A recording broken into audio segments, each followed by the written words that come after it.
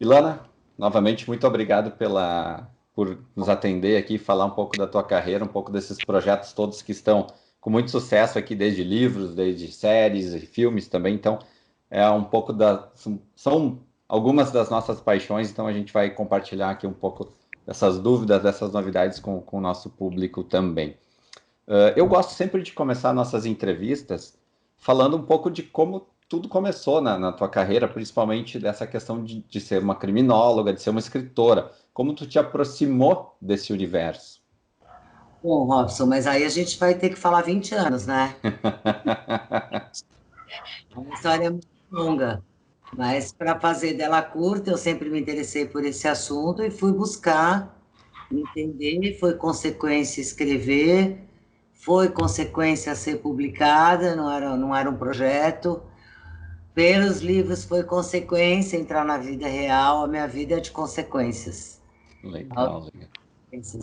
E uma vez dentro da vida real, isso produz uma matéria-prima incrível para novos livros, né? E depois o convite do Rafael Montes para ir para ficção. Aí eu também trouxe ele para a vida real, para o True Crime, nos filmes da A Menina que Matou os Pais e o Menino que Matou Meus Pais. E tem aquela frase, né? Vai, livro, vai onde a vida me leva, né? Então eu acho que eu não sei o que vai primeiro, mas eu sei que foi um caminho não planejado, mas muito aproveitado. A gente pode começar a falar em True Crime, porque eu acompanho, o Robson sabe, há muitos anos histórias de True Crime e eu já li teus livros. Bom, E os filmes, né? A menina que matou os pais e o menino que matou os meus pais, ele foi feito numa narrativa em 2 filmes, isso, né? E tu pode explicar pra gente um pouquinho porque tu acompanhou o caso da Suzane e como foi transformar isso em um roteiro para esses 2 filmes e as dificuldades de adaptar para o cinema? bom, eu estava fazendo um estágio informal, obviamente, na perícia de São Paulo, quando o crime aconteceu, o que me deu a oportunidade de ver de dentro, né, e não como uma espectadora comum. Eu estava publicando o Serial Killer Louco ou Cruel, e logo veio a ideia disso ser transformado em livro também, e eu pedi autorização para a corregedoria, para uma juíza, que me permitiu estar na reprodução simulada, para fins literários e não fins jornalísticos, que era o que eu buscava. E daí vem o Quinto Mandamento, Caso de Polícia, que hoje está publicado pela Dark Side no Casos de Família, que é esse livro e mais o livro A Prova e a Testemunha sobre o caso da Isabela Nardoni. E eu não mexi mais nisso, a partir da publicação do Dark Side, eu não mexi mais nesse livro. Mas o Maurício Essa, que é o diretor dos filmes, já tinha me procurado, estou falando uma coisa de 2009, sei lá, ele tinha já na cabeça o sonho de fazer esses filmes, apesar que era a partir de uma outra ideia de roteiro, mas era sobre esse caso. Ele veio depois me procurar com o Marcelo Braga, da Santa Rita Filmes, com essa ideia. E é uma história muito difícil de contar.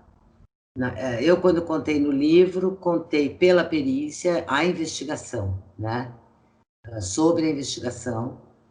E tive notícia de muitos roteiristas que tentaram adaptar isso para o cinema. A tarefa difícil, porque é uma história que a gente conhece o fim, a gente conhece as viradas da investigação, enfim, a gente conhece muito do caso. E aí eu chamei o Rafa Montes, ele estava me devendo, né, já que ele me levou para Verônica, me levou para ficção, na verdade. Ele topou, no começo ele nem queria, falei, não, cobrei a fatura, e aí eu tinha que contar a história para ele. Porque, na verdade, não é qual é a história, é como contar essa história. Né? Eu também tive que escolher como contar. E aí ele tinha 12 anos quando aconteceu o crime, ou seja, ele estava em branco, né? E eu estava há outros 12, 13 anos longe desse assunto, ou 10 anos, enfim, já com uma outra distância, porque quando você vive um caso real, como me aconteceu várias vezes nesses 20 anos, você está cheio de emoção e percepções influenciáveis, você está de um lado, em geral, ou pela defesa, ou pela acusação, e você está raciocinando dentro daqueles objetivos que são propostos para você, ajudar a extrair uma confissão, a ajudar a analisar um perfil e um próximo passo de investigação. É tudo, o próprio júri era o fecho desse trabalho, então, muito tenso todo o júri, eu fiquei no plenário no júri, sentei no plenário. Então, muito cheio de... Ouvi tudo aquilo, todo esse júri, ouvi as gravações de novo para colocar uma parte do júri que eu coloquei na publicação da Dark Side, e não mexi mais, fiquei no Pix aqui. Ao contar para o Rafa, foi engraçado, porque eu contava e daí ele falava, mas foi assim, é verdade? É, não é? E aí eu falava assim, eu não sei, eu não estava lá, né? Eu queria ser uma mosca para estar lá e saber. Ela disse, ele disse. Ela disse, ele disse. E nessa a gente olhou um para o outro e falou, então, temos duas versões do mesmo fato. Que no True Crime realmente é uma novidade, porque True Crime nunca dá duas versões, dá uma. E a gente olhou e falou, e se, né, o nosso famoso e se, quando a gente está criando, e se, vou falar uma ideia louca, vamos lá, e se a gente contasse? E a primeira ideia foi roteirizar, e acho também, só completando, que tem que a gente tinha interesse, que o Rafa queria muito entender, e eu também tinha dificuldade de explicar, mas também é uma curiosidade, como assim? Como esses dois caras que são que nem a gente, com essas famílias parecidas com as nossas, começaram uma história de amor e terminaram nessa tragédia. Então a gente decidiu contar o antes, que é para não concordando com a dinâmica e sem jamais mudar o fato de que eles são assassinos, eles são confessos, estão julgados, cumprindo, já estão até na fase de sair, né? Então, a gente queria tentar entender e contar para vocês a dinâmica que aconteceu ali, de relacionamento, para desembocar nesse final tão desesperador. E aí, a gente construiu um filme com as duas versões. A gente começava numa versão e terminava pela outra. Quando a galeria distribuidora leu isso, esse roteiro pronto, e o Marcelo e o Maurício, falou, pô, isso aqui dá 2 filmes. Que era uma ideia já, e já partimos para a área do case, do inédito no cinema como case de marketing e tal. E não era tão simples, porque não significava escrever a metade do começo de um e a metade do fim de outro, não funciona assim. Tem arco dramático, tem todos os tempos, viradas, não dá para fazer assim. Então, a gente sentou de novo e escrevemos aí 2 roteiros. Esses 2 roteiros são diferentes. Foi muito interessante fazer esse trabalho. Um dia eu posso mostrar para vocês os beatboards disso, porque a gente, como se fossem uns post-its, né? Suzane fala em vermelho, cenas que só tem na boca de Suzane. Em azul, só cenas que tem no Daniel. Em amarelo, as cenas que são tribunal. Em verde, as cenas que são espelho, que a gente chamou, e as cenas que são pilares da história. E nas cenas espelho, por exemplo, é muito interessante, porque você tem o aniversário do Daniel, e a primeira vez que eles vão transar. Ela conta de um jeito, ele conta de outro. Qual que será a verdade, né? Será que ele foi como ela disse ou será que ela foi como ele disse? Quem tinha um problema ali? E assim temos várias cenas espelho de como eles contam as próprias histórias, esses 3 anos que eles se relacionaram até o crime acontecer. Então foi um trabalho muito difícil, muito complexo, porque você tem muitos acontecimentos E na ficção, para você adaptar uma história real, por exemplo, eu tinha de material, são milhares de páginas, gente, de depoimentos. Então, tem assim, os depoimentos na polícia, os depoimentos nas audiências, os depoimentos no julgamento. E aí você tem as outras pessoas que contaram aquelas histórias também dando seus depoimentos para compor, como era a Marisa, como era o Manfred. Eles não estão mais vivos, né? Não falaram, né? A gente não conhecia eles antes, porque a dona Nádia e o seu Cravinhos a gente conheceu posteriormente, mas os Richthofen a gente não sabe, mas tem depoimentos dos amigos contando como era, como não era. Então, pegar tudo isso e escolher, fazer essa eleição de quem fala o quê e como, e onde que é espelho, e onde que se contradiz, e onde que é pilar, que não se contradiz, onde eles estão contando a mesma história, que era comum, e aí a gente tem partes que tem um filme que não tem no outro. Você não vai contar o campeonato no aeródromo, nós nos dois, que você não vai querer ver isso duas vezes, né? Não acontece nada. É um campeonato de aeromodelismo.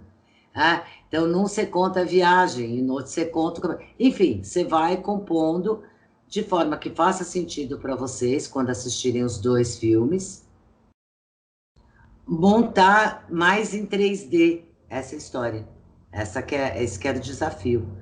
E os filmes estão maravilhosos, e eu espero provocar mesmo. Eu e o Rafa, a gente é polêmico, a gente gosta de provocar, reflexão, avisos, alertas, né? Então, eu acho que vai ser polêmico, como deve ser um caso desse, é polêmico mesmo, porque seja parte do sagrado, do rompimento do sagrado. Nós temos aqui uma menina que participou do assassinato dos pais dela.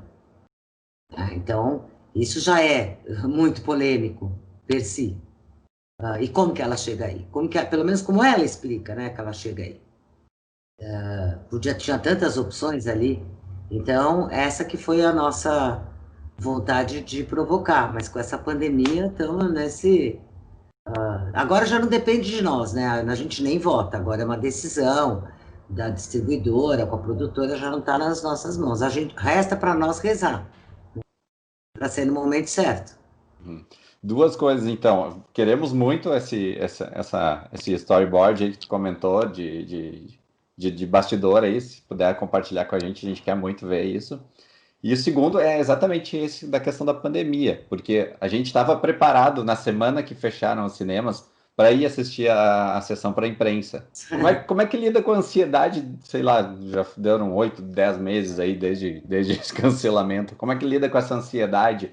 E agora, como tu comentou, tem essa questão da distribuidora bater o martelo. Eles ainda não têm uma previsão se é de 2021, não? Se tem, não fui informado.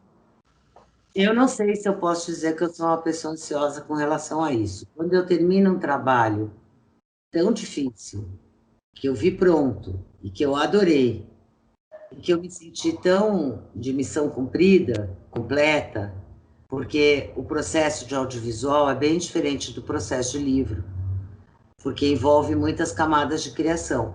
Então, não tem só o roteiro, entra a direção, entra a direção de arte, entra de fotografia, entra o figurino. Tinha um trabalho de época, gente, porque 2002 é uma época já. Já é época, Já né? Não são os mesmos carros, não são as mesmas cores, não são as mesmas roupas, né? E todas essas camadas formam o filme. Depois, na montagem, que ritmo deu, que ritmo não deu. Como que... Então, são tantas camadas. A música, que música vai ser escolhida? Isso eu não mando. A gente pode sugerir, a gente teve um trabalho maravilhoso de parceria nesse sentido com o Marcelo e o Maurício, mas, logicamente, o trabalho, como eles sugerem no roteiro, mas a criação é deles daí. Né? Então, eu tenho um coração, assim, muito em paz, assim. Eu tenho Claro que eu quero saber o que todo mundo vai achar, mas eu acho que eu não vou mudar de opinião da certeza daquilo que eu fiz. Eu não tenho essa insegurança que eu preciso que todo mundo concorde, que tá ok, porque essa história não tem um ok. Né? Não estávamos lá, não sabemos. Então, muita gente me pergunta, eles falaram a verdade? Bom, os dois ao mesmo tempo, não. E claro que quando você está sendo julgado, você está tentando mostrar o melhor de você e não o pior. Todo mundo é bonzinho, todo mundo está lá mostrando seu melhor boletim, né? Ninguém quer falar daquele que tirou zero. Mas tem verdade nos dois e tem mentira nos dois. E a que intersecção você vai fazer é o que me interessa. O que você vai entender aí como a sua terceira dimensão? Também depende da sua capacidade de entendimento do ser humano, do relacionamento humano, da idade que você tem, da maturidade que você tem e da capacidade de enfrentar uma reflexão. Que eu acho que é uma coisa que eu, que tenho 60 anos, tenho um lugar de fala que eu posso dizer. As pessoas estão desacostumadas, dói refletir, ninguém quer. Então, ai, mas que complicado, vocês vão glamorizar, ai, mas vocês vão inocentar, romantizar. Gente, são termos, não sei o que você vai achar, não sei sua educação, sua maturidade, sua capacidade, né? A gente foi bem fundo, a gente tentou trazer ali controvérsias entre eles que nós julgamos importantes para a reflexão, de todos, porque nenhum de nós cometeu um crime desse porte, mas problemas de relacionamento como os que eles tiveram, difícil achar alguém que não passou por isso. Ou sua mãe, ou seu pai, ou seu filho, ou seu namorado, enfim, você tem uma história que todo mundo vive, que são as dificuldades de qualquer relacionamento amoroso. Dentro dessa dificuldade toda de construir rede, essa teia da narrativa, quantos cortes o filme teve até chegar ao final e quantos cortes tu assistiu ou quantas vezes tu já assistiu esse corte final? Já assisti tudo, várias vezes, desde o primeiro corte, mas assim, o Maurício tinha muito o filme na cabeça já.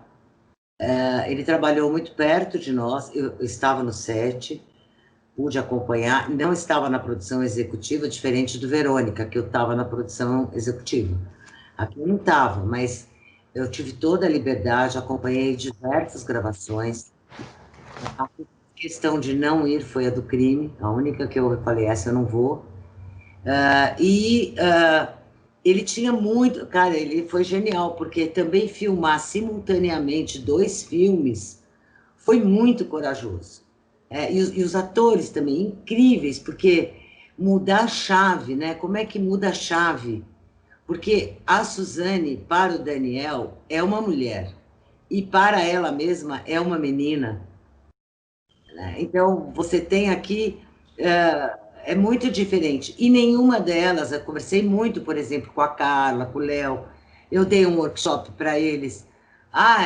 Tem que assistir 500 coisas dela e saber como ela se porta? Não, pelo amor de Deus, se distancia, porque a gente está dentro de uma narrativa deles. A gente não está numa realidade deles. Não é um doc. E pouco importa, porque não é isso, é a verdade do que está dizendo. É muito diferente, né? Não teve essa preocupação de nenhuma parte, nem minha e do Rafa, nem do Maurício, nem do Marcelo. A gente queria contar as histórias que eles contaram. É muito diferente do que ter um doc, onde o ator vai ter que ter o trejeito. E aí é incrível como eles também conseguiram dar conta e filmando ao mesmo tempo, né? Porque imagina uma cena espelho. Faz de um jeito e depois tem que fazer de outro. E é outro mesmo. Não é mudou de roupa, né? Então, foi um trabalho incrível, foi um trabalho incrível. E não foram muitos cortes, eu acho que foram 2 ou 3 cortes. Não foi assim, nada, agora, preciso assim, não sei te dizer. Mas não teve grandes problemas nesse sentido. Mais dificuldade, eu acho. E também 2 montadores maravilhosos, né? Que logo entenderam o que a gente estava, o que a gente sentiu falta, o que estava. Foi incrível. Um montou um, outro montou outro. Muito legal. E acho que a dificuldade maior mesmo foi planejar como executar 2 filmes ao mesmo tempo, porque ninguém ia ter dinheiro para fazer um para depois fazer outro, né? Sim. O Augusto Bandeira comentou com a gente em outra entrevista que todo o aspecto das gravações, durante as cenas de tribunal, do bastidor, toda a produção, ela era muito concentrada, estava todo muito respeitoso, tom muito respeitoso. O que tu pode falar desse teu sentimento enquanto produção? Isso era o ponto principal para nós, mas desde o roteiro. Tudo o que está no filme está no processo. Tudo. Eles até brincam comigo que eu sou o processo ambulante. Ah, onde que eu abro? Porque ela processou, né? Ela tentou lá, ela perdeu. Eu ia comentar isso. Tem como, porque nem, não tem nada que está no filme que não está dentro do processo. Então, esse respeito ao processo foi o primeiro passo que vai acabar lá na produção, que é exatamente isso. Por quê? Estamos falando de um crime gravíssimo, com, na minha opinião, 3 vítimas. Marisa e Manfred e Andréas, que perdeu tudo num dia só. E que era um menino criado muito jovem, numa família rica, muito protetora, né? Muito protegido. Não era um menino que anda de ônibus, andava sozinho. Era um menino imaturo emocionalmente. Tanto é que eu me lembro do Tardelli comentar comigo na época que demorou meses. O Andrés ainda falava do pai dele, ele se referia ao pai dele como alemão, como se ele tivesse... Ah, o alemão... O Tardelli brincou com ele, perguntou para ele, você viu aquele que saiu na Playboy, sei lá, E ele olhava e falava, doutor, o alemão vai ficar bravo, hein, de você me falar essas coisas. Sabe, foi um pedaço bem complexo e bem confuso. Então, para contar essa história, você tem que ter muito respeito mesmo. Esse menino que fez o André estava devidamente acompanhado pelos pais, inclusive, nas gravações, ele é menor de idade. E todo mundo teve esse tom, tanto é que não teve assombração, não teve lâmpadas que queimaram, equipamentos que pifaram, não teve... A energia era muito boa. O Maurício é um diretor excepcional, ele é muito calmo, ele passa uma tranquilidade também, foi tudo muito respeitoso, eu gostei bastante. E acho que a gente pode também agora ir para Bom Dia, Verônica, um novo sucesso da Netflix, que a gente vê todo mundo falando nas redes sociais, a gente assistiu, gostou muito do que a gente viu. E como foi essa tua primeira empreitada na ficção? Dolorosa. Não no livro, porque no livro você é livre, inclusive livre de custos, né?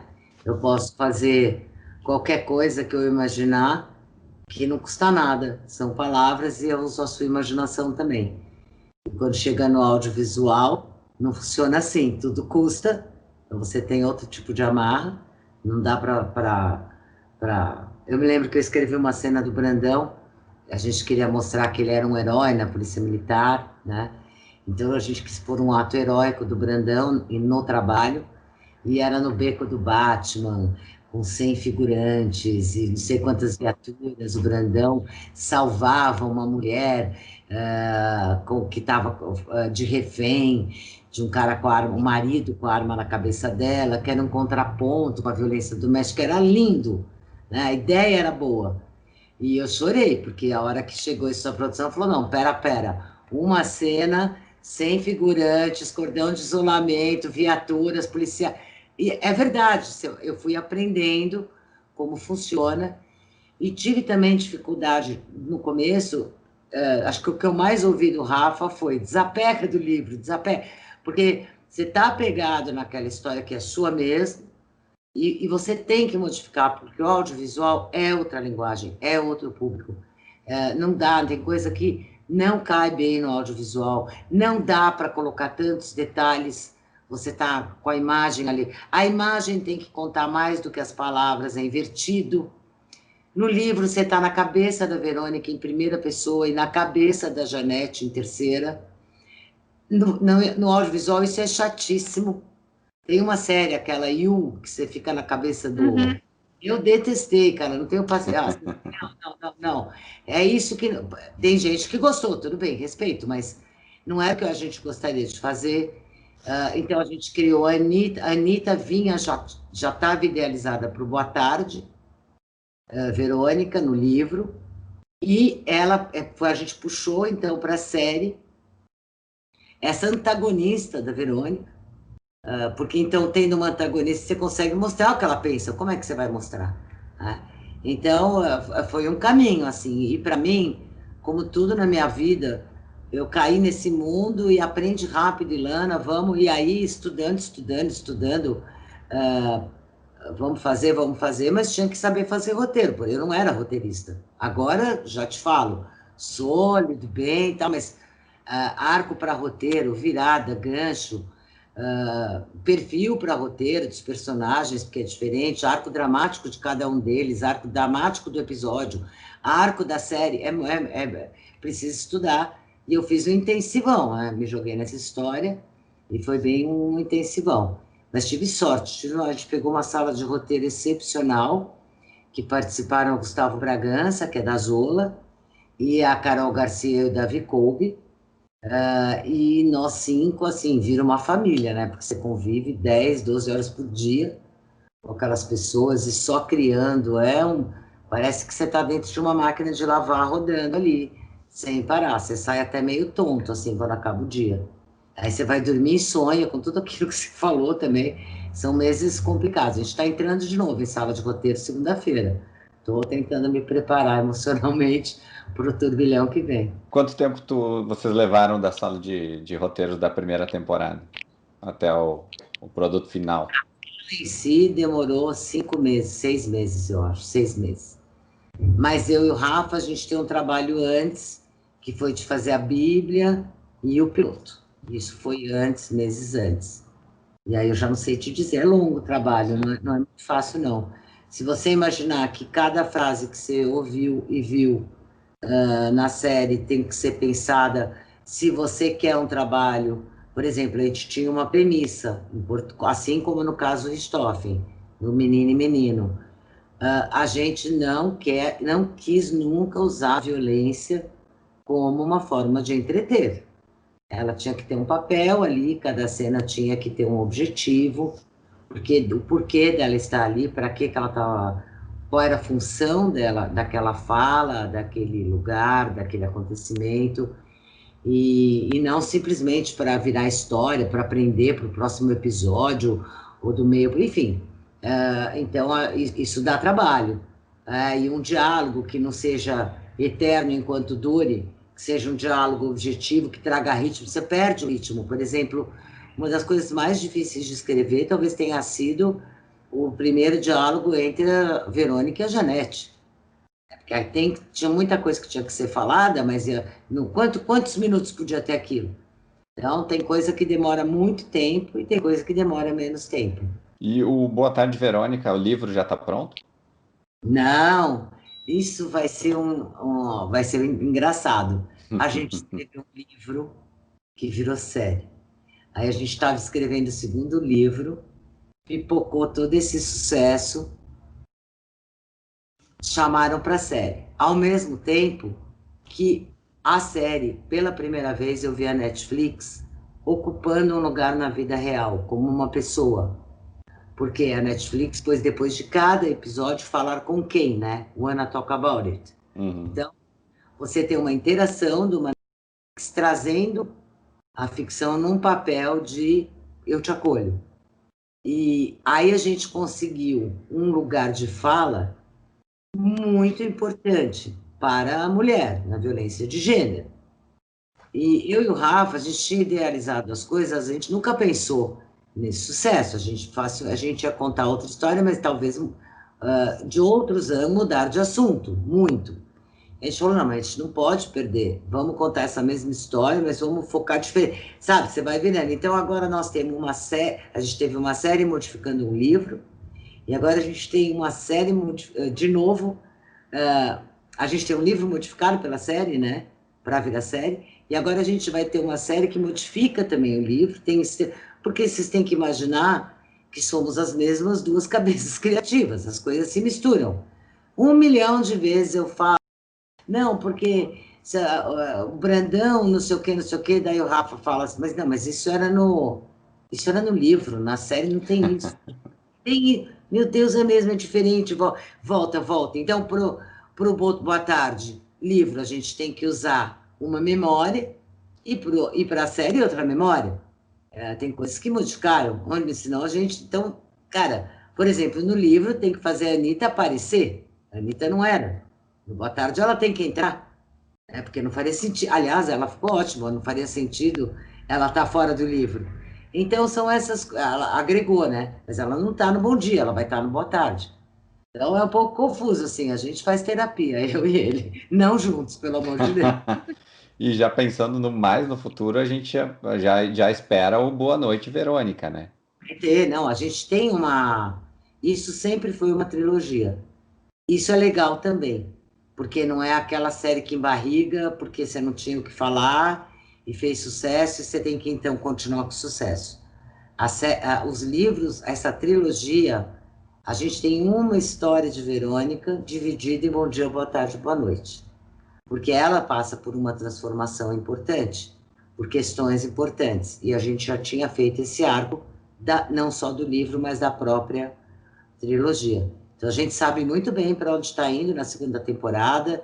Não é, agora vamos pensar aqui do que não. Estava bem desenhado. Foi uma questão de ajustar o foco, né?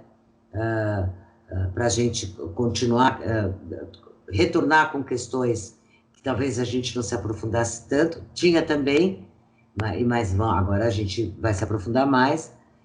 E porque a gente vê como é importante, né? Teve gente de ONGs que me mandou mensagem, hoje atendi mais uma Janete, hoje salvei mais uma Janete.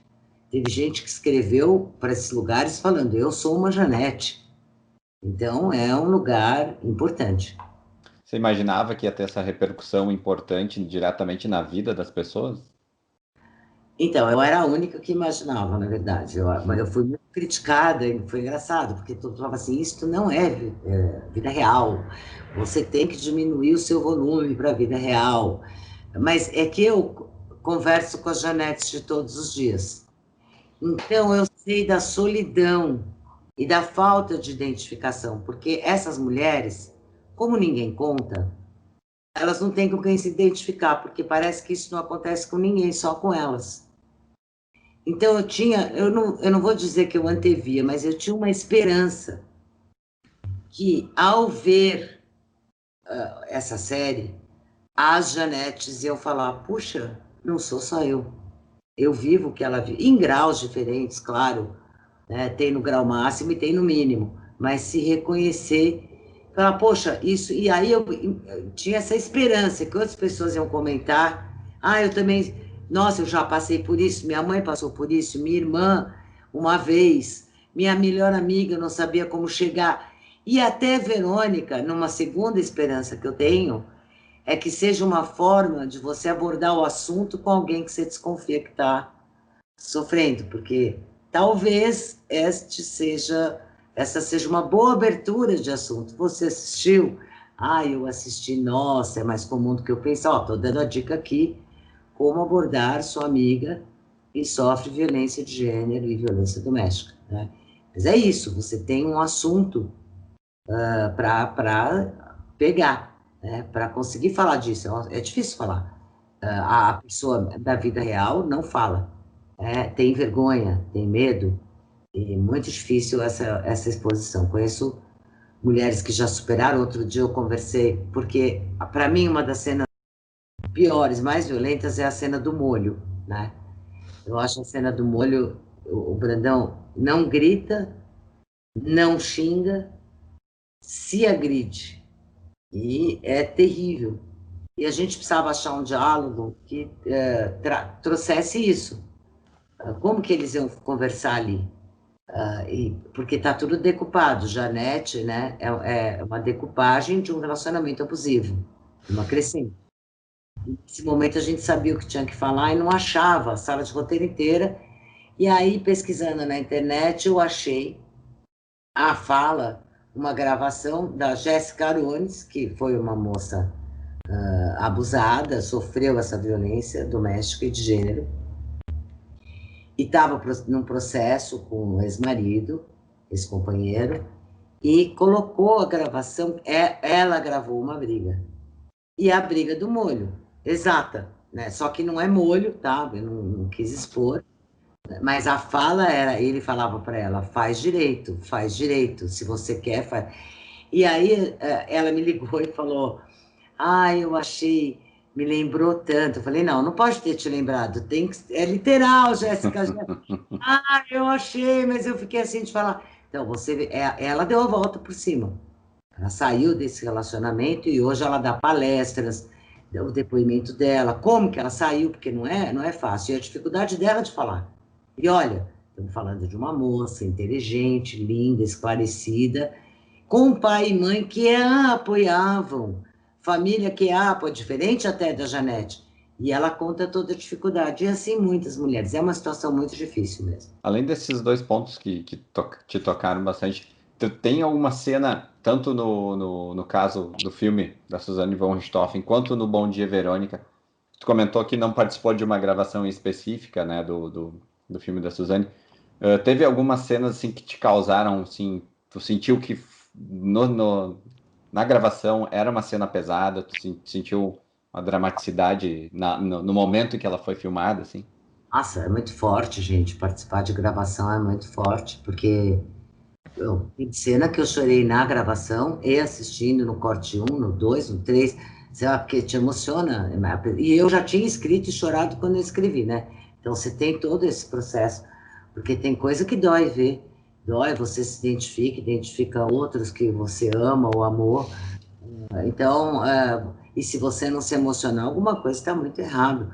E mesmo no set de filmagem, a hora que grita a ação, tá todo mundo focado, é o silêncio absoluto, você está mergulhando dentro, se é um bom trabalho. Eu só tive contato com bons trabalhos. O Zé Fonseca, no Bom Dia Verônica, e toda a equipe dele, e o Maurício Essa, no Menino e na Menina. Então, realmente, por isso que eu agradeço o meu privilégio, aprendi aí com bambas, e importante, porque todo mundo muito envolvido.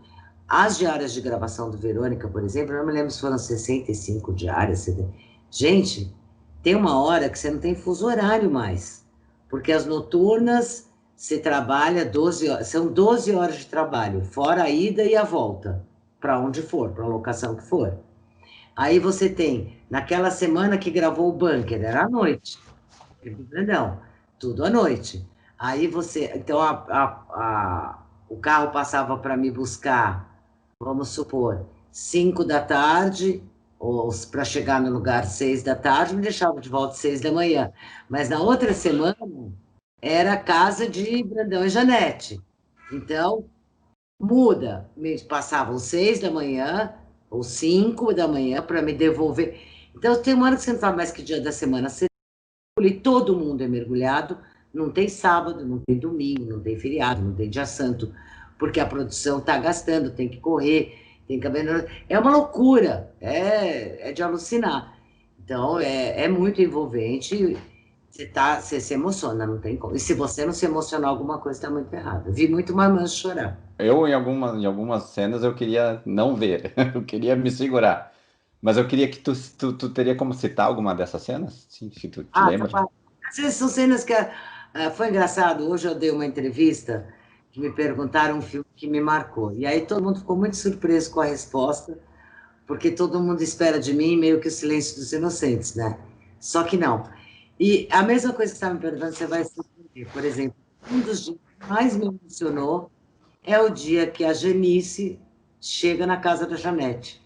Cada vez que eu vejo essas mulheres se encontrando e vi essa atuação, eu chorei de novo.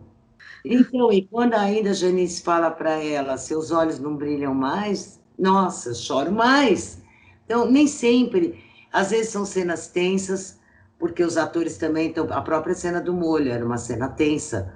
A gente não queria, o diretor não queria, toda a produção que saísse caricato, é difícil. Entendeu? Então, você tem várias cenas delicadas. Que peso vai ter a cena da avó do Brandão? Não era para cair em nenhuma religião específica, era mais um ritual de religiosidade. Então, era tenso, tinha que ter um cuidado. Mas a Janda saiu maravilhosamente bem, aquela mulher. Nossa, uma participação pequena e tão importante para explicar como era a rotina e o ritual daquele assassino tão grave, né? E morando lá nem sabia de nada, não interferia, não benzia ele para a missão que ele tinha.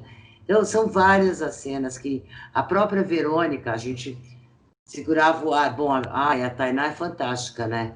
Sobe muro, pula, tem telhado, tem choro, tem a cena, a própria cena dela, do final, a cena dela naquela bicicleta, a cena dela quando ela tá com aquela arma, pensando no que vai fazer da vida. Tem várias, você tem várias emoções, algumas não tão óbvias, outras até mais óbvias, né? Mas tinha muito coleguismo, assim, tinha muita conversa entre todo mundo, e a gente estava muito dentro do assunto, então mexe bastante. No Menino e no Menino a mesma coisa. Chorei, nossa.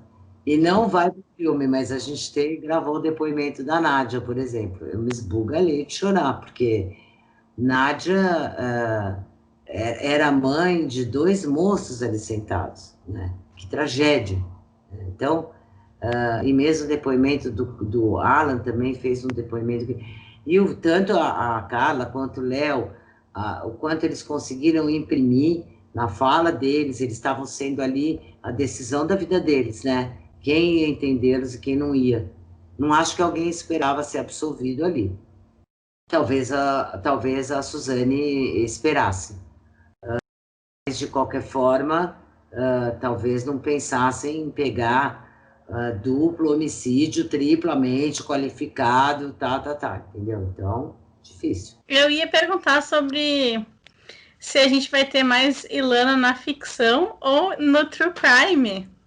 Bom, essa semana tive a notícia que acabou o caso de Rugai. Finalmente eu posso pensar em me dedicar. Eu quero muito escrever essa história para vocês. Ela já está encaminhada, eu já tenho bem umas 100 páginas escritas. Eu parei porque não acabava no judiciário, então tinha uma possibilidade de ter um novo júri, que agora foi negada, e aí eu não queria contar o júri errado. Mas você vê que nesse primeiro ensaio do livro, do caso Rugai, é interessante que lá atrás eu já misturei um pouco de ficção. Tem uma novidade que vem neste True Crime, que não é nem a menina nem o menino, é uma outra questão que eu vou deixar de surpresa e eu quero retomar. Mas, como eu sou uma só e meu dia continua tendo só 24 horas, eu também gosto do resto do meu dia, tenho amor, tenho filho, tenho neto, tudo. A prioridade agora é a sala de roteiro, da temporada 2 de Bom Dia Verônica, é importante, é uma dedicação plena, acho difícil. Tem alguns projetos anteriormente assumidos que eu tenho que dar continuidade, que eu sou comprometida, e tem o Boa Tarde também, enrolado nessa... então eu não sei. O que não vai valer na hora de folga é pegar o Gil, né? Mas... O Rafael, a gente entrevistou ele aqui e também comentei, nossa, tu tá em tantos projetos agora, em tantos livros, em pouco tempo ele comentou, né? Dormir pra quê? Mas eu nunca esqueço, eu lembro sempre ele, que ele tem 30, eu tenho 60, né? Eu vou te falar que eu até durmo menos, mas fico mais cansada. Tem uma hora que eu tô assim, cadê meu uísque? Vamos lá, né? Vamos bater papo de outra coisa, vamos ver um filme que não é relacionado com crime, com policial. Preciso de um Gambito da Rainha de vez em quando, né? Ah, excelente. E tu tem algum ritual especial na hora que tu senta, agora eu vou escrever, agora eu vou me dedicar, tem algum ritual antes? Cara, minha vida é uma loucura. Se eu puser você não. O Edu, que trabalha comigo há mais de 15 anos, ele sempre fala: é incrível como os piores dias mais caóticos é o que mais você escreve.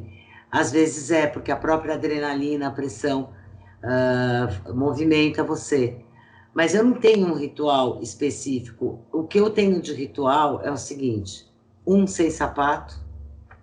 Dois, por favor, às 19, um uísque. E o que eu tenho muito de ritual é que eu gosto, porque o meu processo, quando eu vou escrever, eu entro num túnel. Se lembra um filme do Kevin Costner, que ele era um jogador de beisebol, e a câmera ia fechando assim, até que ele só enxergava a bola? Eu sou um pouco assim. Eu preciso fechar, eu vou fechando, para quando eu mergulhar, é difícil de eu sair também. Eu também vou saindo, falo, opa, começar a sair. É um profundo mergulho. Então, para isso acontecer, eu preciso ter encerrado todas as partes burocráticas do meu dia. Acordei, fiz o supermercado, fiz os pagamentos do dia, fiz as contas para o dia seguinte, telefone, eu brinco que eu faço a ronda todo dia, eu ligo para minha mãe todo dia, ligo para minha irmã, mando mensagem para os meus filhos, porque a geração de vocês detesta falar no telefone, beleza? WhatsApp. E aí, quando realmente. Aí eu fecho. E aí eu posso fechar mesmo e dar o meu mergulho. Aí eu não vejo. Se anoitece, eu não vejo que horas são. Eu não uso relógio há muito tempo. Então, aí eu realmente esqueço e posso. E aí é também minha grande hora de prazer, porque a escrita é o meu melhor meio de comunicação. É onde eu melhor traduzo aquilo que eu sinto e penso. Então, eu choro também escrevendo, dou risada, mas aquilo me faz muito bem. Porque enquanto eu não escrevo e está dentro da minha cabeça, é um sofrimento. Fica que nem um pinball batendo assim de um lado para o outro. A ideia até que eu sento e resolvo. E isso muito no true crime também, que são histórias reais. Na hora que eu coloco, eu já nem lembro mais o que falou o Chico Picadinho, o Pedrinho. Eu pus o sofrimento, aquele choro, eu pus para fora, escrevendo. E aí limpa, zera, eu posso começar outro. E só para encerrar, tem alguma história que tu gostaria de ter contado, que já foi contada? Várias. Uma delas eu falei, que é o meu filme preferido, que me marcou muito, é O Encontro Marcado, que eu adoro, né? Com Anthony Hopkins, o Brad Pitt e a Claire Frolander, acho que ela chama. Adoro esse filme, é um texto maravilhoso, sensibilidade de relacionamento humano. Eu adoro. Uma série que eu adorei também é Stitzel, que é uma série familiar de questões. Eu gosto muito de questões de relacionamento humano, né? E séries policiais, nossa, ou filmes maravilhosos. Quem não queria ter escrito Silêncio dos Inocentes? E o Harris é como eu, ele passou 2 anos lá no FBI estudando para poder botar em pé o livro dele. Então é muito profundo o conhecimento. Uma série como Dexter, genial. Não falar da 15ª temporada, não, mas era uma enorme novidade. Game of Thrones, um impacto. Os caras matam um atrás, não tem medo de matar e de trocar e de começar. Você acha que ele. Então, eu acho que tem várias coisas. E graças a Deus, um monte de gente escreve e você se alimenta dessa criação também. Fala, cara, é mesmo, né? Não devemos ter medo de. Por exemplo, eu e o Rafa, a gente tem uma característica assustadora. A gente não tem medo de gastar ideia. Nenhuma. Tá no 3º episódio, a ideia é boa, vai aqui, vamos lá. Eu não quero dar spoiler aqui, mas vocês sabem do que eu estou falando. A gente fez algumas modificações que não eram esperadas no desfecho da série e que a gente não, vamos fazer, a ideia é boa, vamos lá, vai ficar desse jeito melhor. Porque não é a novela das 6 que só casa no último episódio, né? No último capítulo. Então, agora, muita coisa eu queria ter escrito, muita coisa boa. Acho que a gente vive um momento bem bonito, criativo no mundo, assim. Foi muito legal conversar, ter esse enfoque todo que tu comentou, todos esses detalhes, essa riqueza. Vamos cobrar essa foto aí de bastidor que tu comentou. Tá muito a foto do beatboard, porque é o beatboard contra o filme, né?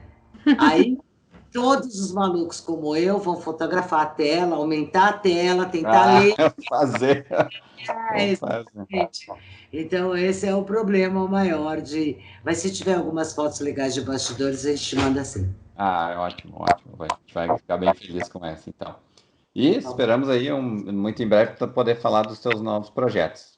Se Deus quiser. Muito obrigada, eu adorei estar aqui com vocês. Perguntas ótimas, uma oportunidade maravilhosa de falar, adorei. Obrigada mesmo. Nós que agradecemos. Obrigado. Beijo, gente. Beijo, até mais.